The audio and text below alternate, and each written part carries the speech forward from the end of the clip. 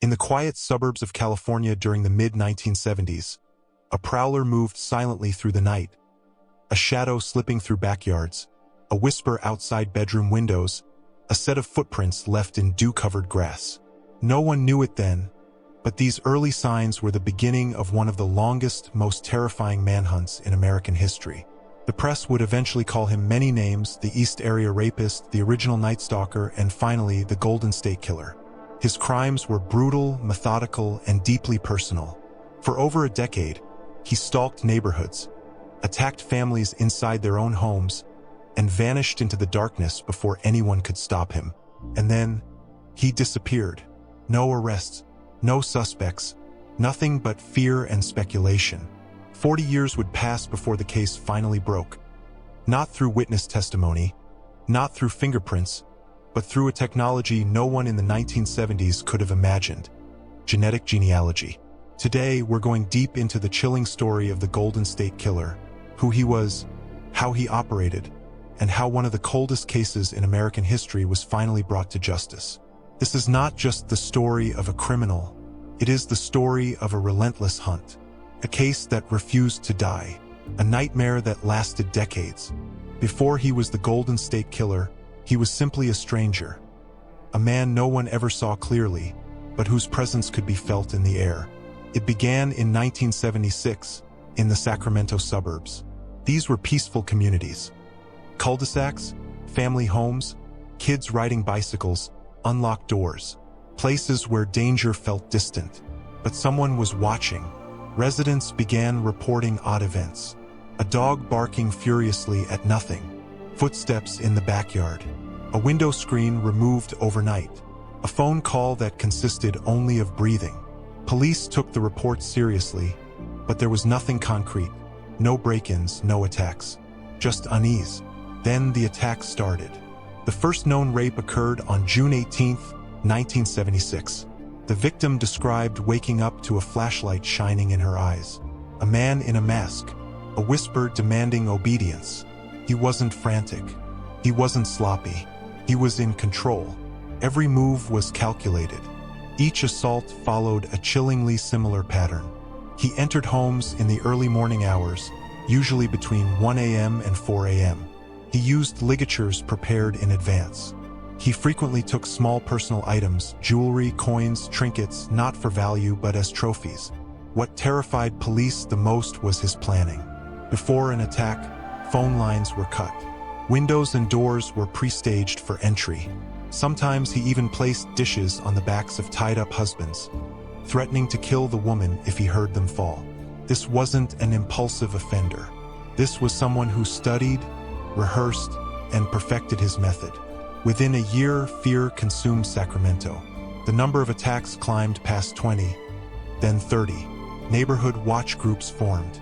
Sporting goods stores ran out of locks, alarm systems, and weapons. People who had never locked their doors now triple-checked them before bed. Despite the panic, the man remained invisible. No fingerprints, no DNA. This was the 1970s, after all. No clear suspect, and yet he was everywhere. By 1978, the attacks abruptly shifted. The same style, the same signature.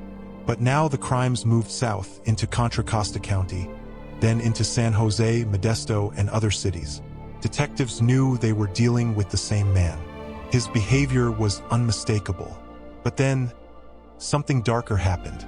The rapist began to kill. The first confirmed homicides occurred in 1980 in Ventura County. A young couple was found murdered in their home, a level of brutality that stunned investigators. Gone was the controlled, rehearsed violence of the Sacramento attacks. These murders were savage. Detectives realized the offender had entered a new phase. He was escalating rapidly, and no one knew how far he would go. His victims changed. He targeted couples almost exclusively. He forced them to lie face down. He moved through homes with a calmness that suggested he knew the layout before he entered. Worst of all were the psychological games. He would tie his victims, leave the room, and make noises to suggest he had left, only to suddenly reappear. He whispered threats. He hummed tunes. Sometimes, he cried or pretended to cry, Whether these displays were genuine emotion or a twisted performance remains unknown. The murders spread across Southern California, Goleta, Irvine, Dana Point, and other quiet coastal communities. Residents were terrified of the eerily similar stories. A prowler, a break-in, bindings, and then death. Police departments across counties struggled to connect the dots. They didn't have the data-sharing systems we have today. Different offices kept separate paperwork. And the killer knew it. He exploited the lack of coordination. By 1986, the murders stopped as suddenly as they had started. Just like that, the shadow vanished. Some believed he had died. Others believed he was in prison for another crime. And some suspected he had simply moved on. But the truth was far more chilling. The man behind the mask was watching the investigation the entire time, blending into normal society, waiting, silent, untouched. For over 30 years, the Golden State Killer case faded in and out of public attention. Detectives retired, witnesses aged, evidence sat in filing cabinets, and yet the horror remained unsolved. Then came the breakthrough that changed everything: DNA profiling. In the late 1990s and early 2000s, investigators ran DNA from the murder scenes through national databases. The result was stunning, not because they found a match, but because they discovered something else. All of the murders and rapes were linked to one offender: the East Area Rapist, the original Night Stalker, the Visalia Ransacker, a burglar from the 1970s, and the unknown killer. All of them were the same man. This revelation electrified cold case units. Detectives began piecing together the massive timeline of his crimes, now spanning from 1974 to 1986, across dozens of California cities. But even with DNA linking the cases, they still had no name. The killer had never been arrested for a felony. He never submitted DNA. He had lived his life under the radar. Years passed without progress. A documentary would come out. A book would be published.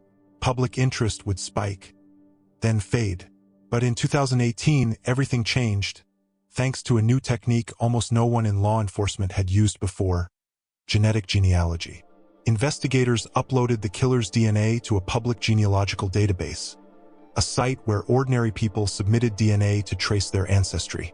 And there, among millions of profiles, they found something incredible: partial match. Not the killer himself, but a distant relative.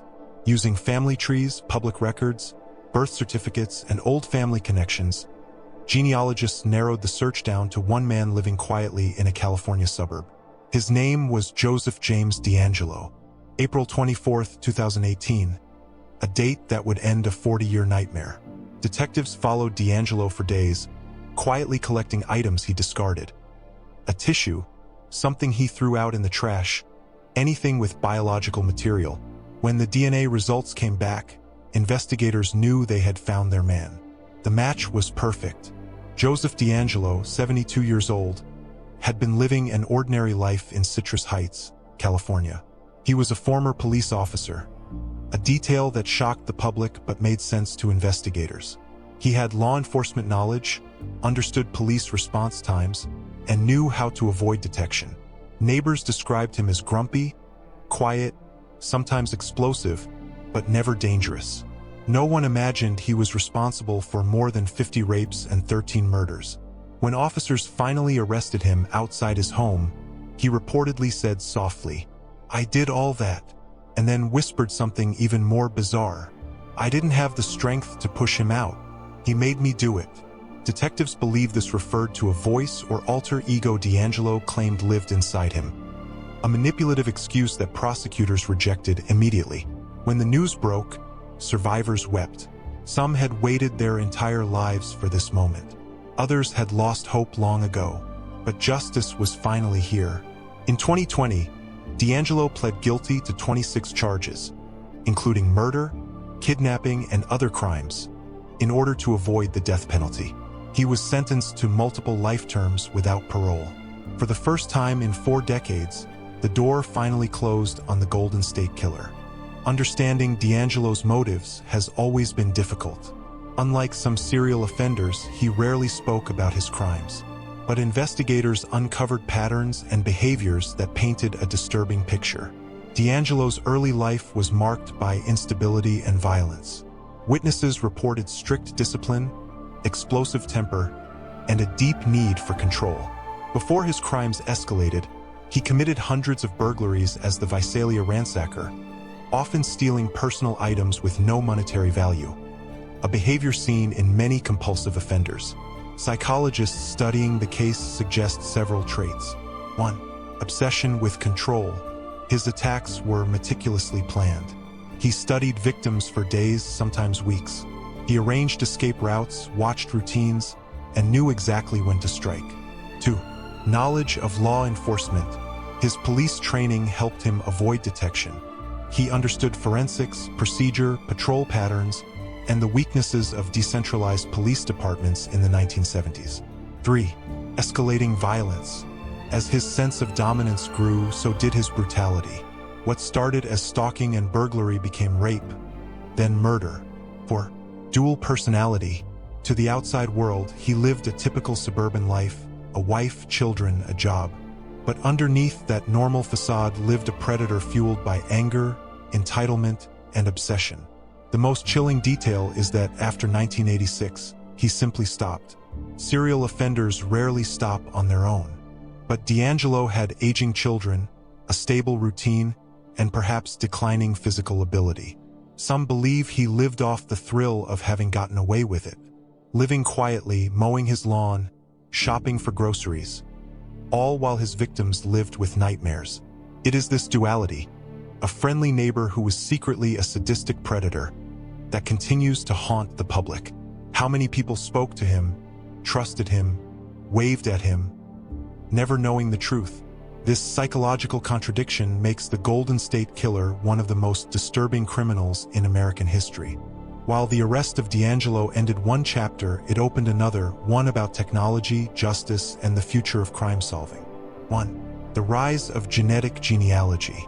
The Golden State Killer case was the first major criminal conviction solved through genealogical DNA. Overnight, it transformed forensic science. Police departments across the country began revisiting cold cases, many decades old, using the same technique. Today, genetic genealogy has solved dozens of cases, from murders to long-lost identities, and continues to grow as one of the most powerful tools in law enforcement. 2. Support for victims and survivors. Many survivors who had lived in silence for years were finally able to speak publicly after DeAngelo's arrest. Their stories became the backbone of documentaries, books, and news reports. For the first time, their trauma had an ending. 3. Public awareness of crime patterns. The case revealed how a criminal could exploit lack of communication between police departments. Modern data sharing systems were created partly to prevent another offender like DeAngelo from slipping through. 4. A national conversation about privacy. The use of public DNA databases raised questions about genetic privacy. Debates continue, but one thing is certain. This technique forever changed the landscape of criminal justice. 5. A reminder of persistence. Perhaps the greatest legacy of this case is the reminder that no matter how cold a case becomes, justice can still be served. It took over 40 years, dozens of detectives, evolving technologies, and relentless determination, but ultimately truth won. The story of the Golden State Killer is one of the most chilling in American history. For decades, he was a ghost, a name without a face, a shadow without form. Entire communities lived in fear, never knowing when or where he might strike next. But in the end, he was undone not by luck, not by confession, not by witnesses, but by the smallest piece of human identity, a fragment of DNA. This case reminds us that justice is not always swift, and it is not always easy, but it is relentless. And for every unsolved case, every cold file stored in a dusty cabinet, there is hope that someday, someone will find the clue that breaks everything open. Joseph DeAngelo avoided justice for most of his life, but he could not avoid it forever. And those who lived through his terror, the survivors, the families, the detectives, finally saw the day when the man who stole so much was held accountable. If you found this deep dive fascinating, consider subscribing for more true crime investigations. And remember, as long as the truth exists, it can be found.